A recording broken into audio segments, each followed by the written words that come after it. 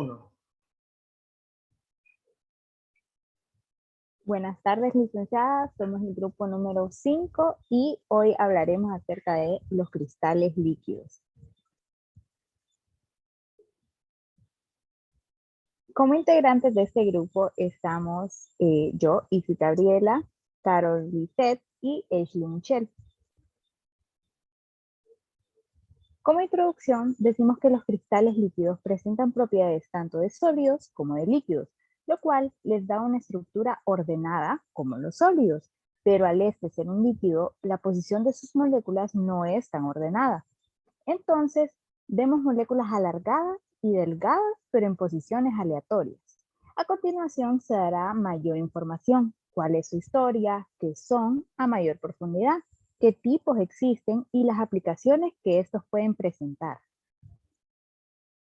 Como objetivos, tenemos definir lo que es un cristal líquido, definir sus principales características y propiedades y conocer sus aplicaciones y la importancia de su estudio.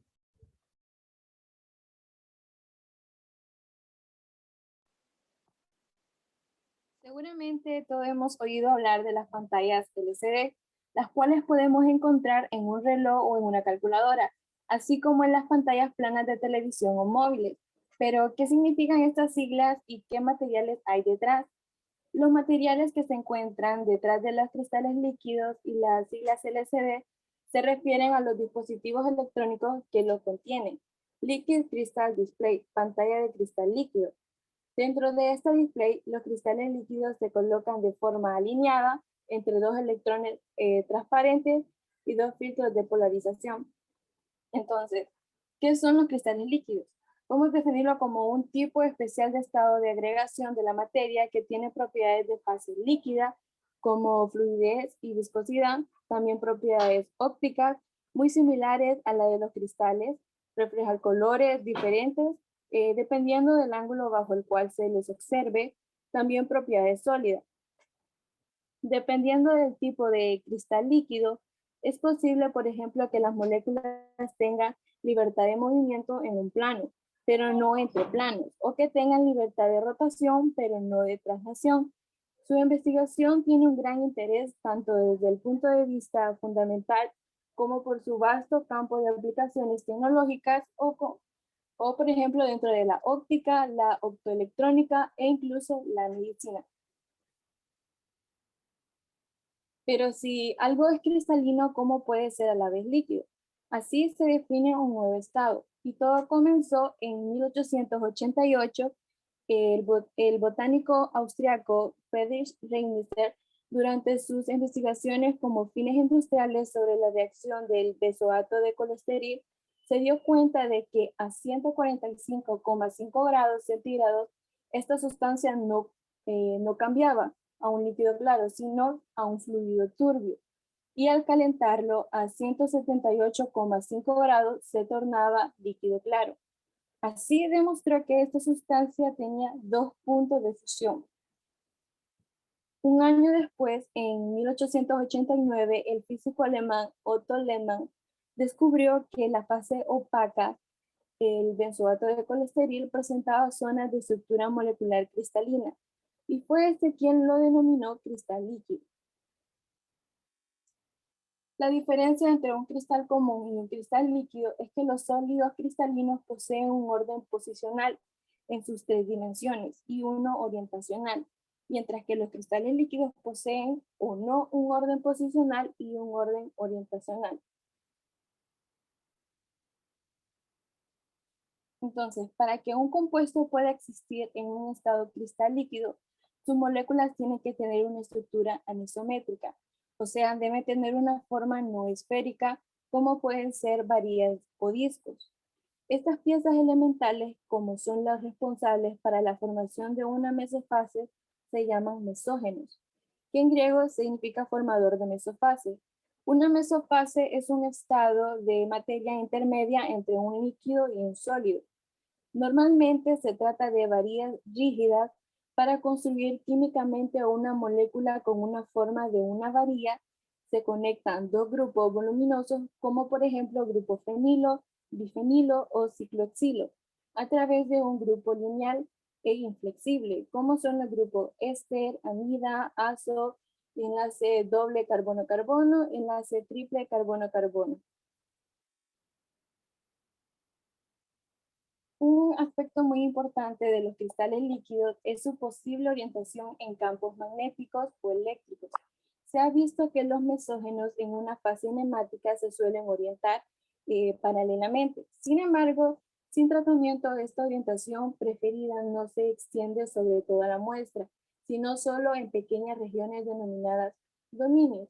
Esto significa que macroscópicamente se observa que un sistema no ordenado, el tamaño de estos dominios corresponden a la longitud de onda de la luz y a causa de estas interacciones, una muestra de un compuesto cristal líquido está opaca. Sin embargo, si se aplica un campo eléctrico o magnético, se puede aprovechar la anisotropía de la susceptibilidad magnética o eléctrica y todos los dominios se orientan en la misma dirección.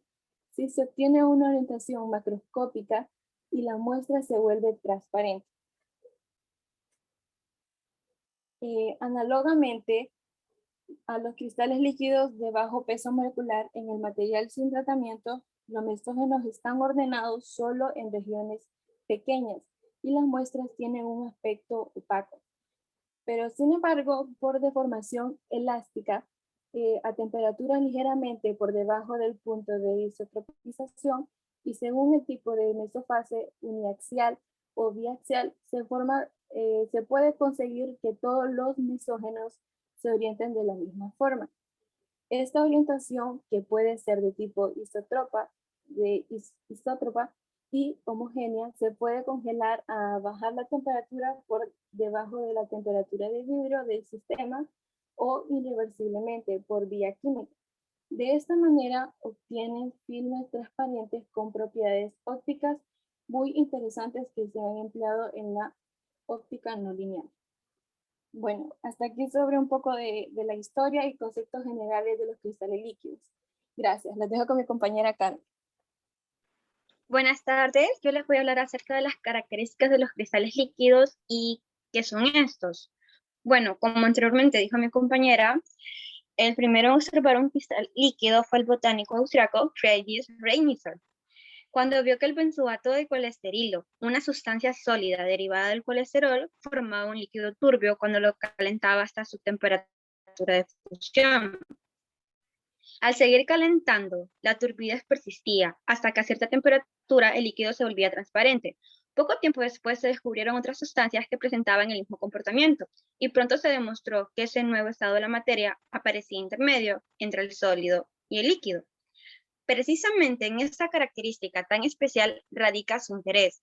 Reúne ciertas características de los sólidos cristalinos, presentando diferentes propiedades en diferentes direcciones, junto con ciertas propiedades de los líquidos como la movilidad y la fluidez. ¿Cómo es un cristal líquido? Bueno, en un sólido cristalino, las moléculas ocupan posiciones fijas y están orientadas de una manera específica unas respecto a las otras. Esto hace que algunas de sus propiedades cambien en función de la dirección del espacio que se considere. Es lo que se llama anisotropía. Por el contrario, en un líquido, las moléculas están completamente desordenadas, lo que le da su fluidez característica, capacidad de adoptar la forma del recipiente que lo contiene, y sus propiedades son isotropas, que no depende de la dirección considerada. Los cristales líquidos conjugan la facilidad de movimiento de los líquidos con la anisotropía de los sólidos. Todo ello los hace únicos para determinados fines. En la siguiente imagen podemos ver cómo están ordenadas las moléculas en un cristal líquido. No están totalmente ordenadas como un cristal ni desordenadas como un líquido. Eso es la anisotropía, su fluidez. Esta anisotropía es la responsable de las texturas características que se observan en capas delgadas de un cristal líquido a través de un microscopio óptico entre polarizadores cruzados y que dependen de la forma en que sus moléculas están ordenadas y orientadas. Las propiedades de los cristales líquidos. Los cristales líquidos no son materiales estructurales, sino funcionales, y su utilidad reside en sus propiedades químicas, magnéticas, ópticas y electrónicas. Un aspecto muy importante de los cristales líquidos es su posible orientación en campos magnéticos o eléctricos. Los cristales líquidos pueden permitir el paso de la luz o pueden bloquearla, inducidos por la acción de un campo externo. Este descubrimiento ha hecho posible el salto de ordenadores de sobremasa a ordenadores portátiles, ya que gracias a la incorporación de pantallas planas se pueden sustituir al voluminoso tubo de rayos catódicos. Los dejo con mi compañera Isis. Bueno, ya vimos un poco de la historia y de sus propiedades, pero ahora veremos cómo podemos clasificar estos cristales líquidos. Bueno, lo podemos hacer según su geometría en sus moléculas, ya sea calamíticos o viscóticos, o según su modo de aparición, ya sea termotrópicos o liotrópicos. Según su geometría, tenemos el primero, los calamíticos, y aquí se dice que hay una relación entre la longitud y el diámetro, como nos indica la flecha de las imágenes. Vemos que hay en forma de varillas, en forma de listón y en elipsoide. Uno de los ejemplos que podemos encontrar en los calamíticos es el decanoato de talio 1, el difeniletino y el 4N-exil-4-cianodifenilo. Otro punto según su geometría son los viscóticos. Aquí no hay relación entre la longitud y el diámetro. Como vemos la flecha indicadora de su orientación, vemos que hay en forma de disco y otro disco, pero como achatado. Aquí encontramos la estructura discótica de este derivado del terfenileno y también encontramos estructuras discóticas del carboxilato de cobre. Ahora otro punto, que era según su modo de aparición. Tenemos los termotrópicos, los cuales se dan en función de la temperatura entre la fase sólida y líquida isótropa, pudiendo dar como producto en antiotrópicos y monotrópicos. Otra característica de los termotrópicos es que estos a su vez se dividen en nemáticos, esmécticos y colesterísticos. Otro punto, según su modo de aparición, son los liotrópicos. Estos aparecen cuando se aumenta la concentración en soluto, que por lo general es surfactante.